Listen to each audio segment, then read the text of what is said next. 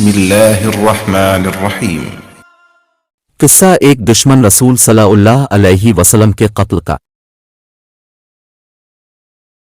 براق بن عازب سے روایت ہے کہ رسول اللہ صلی اللہ علیہ وسلم نے ابو رافع کے پاس کئی انصاریوں کو بھیجا اور عبداللہ بن عتیق کو سردار مقرر کیا۔ ابو رافع دشمن رسول تھا اور مخالفین رسول کی مدد کرتا تھا۔ اس کا قلعہ حجاز میں تھا اور وہ اس قلعہ میں رہا کرتا تھا۔ جب یہ لوگ اس قلعہ کے قریب پہنچے تو سورج ڈوب گیا تھا اور لوگ اپنے جانوروں کو شام ہونے کی وجہ سے واپس لا رہے تھے۔ عبداللہ بن عتیق نے کہا، تم یہیں ٹھہرو، میں جاتا ہوں اور دربان سے کوئی بہانہ کر کے اندر جانے کی کوشش کروں گا۔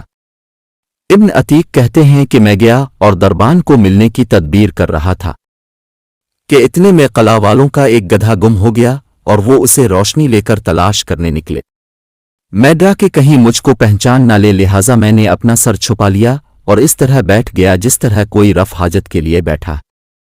اتنے میں دربان نے آواز دی کہ دروازہ بند کرنا ہے، جو اندر آنا چاہے آ جائے۔ دربان نے عبداللہ کو یہ خیال کر کے یہ ہمارا ہی آدمی ہے آواز دی کہ اللہ کے بندے تو اندر آنا چاہتا ہے تو آ جا، کیونکہ دروازہ بند کرنا ہے۔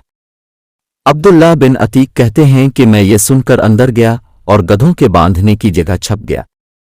دربان نے دروازہ بند کر کے ایک چابیاں ایک کیل میں لٹکا دیں۔ جب دربان سو گیا تو میں نے اٹھ کر چابیاں اتار لیں اور قلعہ کا دروازہ کھول دیا تاکہ بھاگنے میں آسانی ہو۔ ادھر ابو رافع کے پاس رات کو داستانیں ہوتی تھی۔ وہ اپنے بالا خانے میں بیٹھا داستان سن رہا تھا۔ جب تمام داستان کہنے والے چلے گئے اور ابو رافع سو گیا تو میں بالا خانے پر چڑھا جس دروازہ سے داخل ہوتا تھا۔ اس کو اندر سے بند کر لیتا تھا اور اس سے میری غرض یہ تھی کہ اگر لوگوں کو میری خبر ہو بھی جائے تو ان کے پہنچنے تک میں ابو رافع کا کام تمام کر دوں۔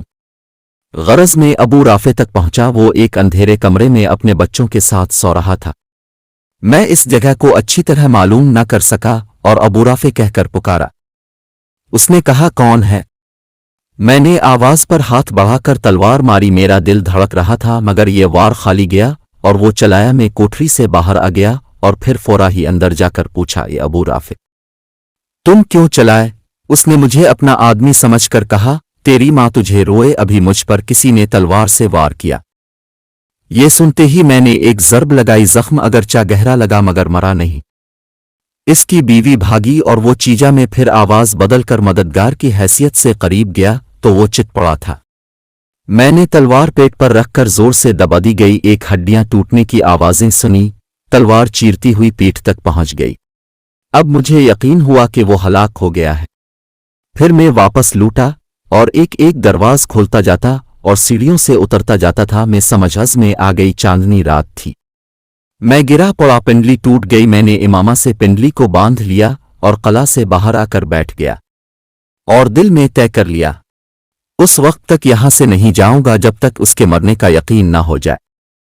آخر صبح ہوئی، مرغ نے اذان دی اور قلعہ کے اوپر دیوار پر کھڑے ہو کر ایک آدمی نے کہا، لوگو، ابو رافع حجاز کا سوداگر مر گیا۔ میں یہ سنتے ہی اپنے ساتھیوں کی طرف چلا اور ان سے کہا کہ جلدی چلو، اللہ نے ابو رافع کو ہلاک کرا دیا۔ اس کے بعد ہم نے رسول اللہ صلی اللہ علیہ وسلم کو آ کر خوشخبری سنائی۔ اپنے میرے پیر کو دیکھا اور فرمایا کہ اپنا پھیلاؤ۔ میں نے پھیلا، اب صلی اللہ علیہ وسلم نے اپنے دست مبارک سے اپنا لب مبارک پھیر دیا۔ ایسا معلوم ہوا کہ اس پیر کو کچھ ہوا ہی نہیں۔ اگر ہمارا ویڈیو آپ کو پسند آیا ہے تو آپ ہمارے چینل کو سبسکرائب کیجیے اور بیل کا آئکن کو دبائیں، ہمارا ویڈیو آپ تک جلد سے جلد پہنچے۔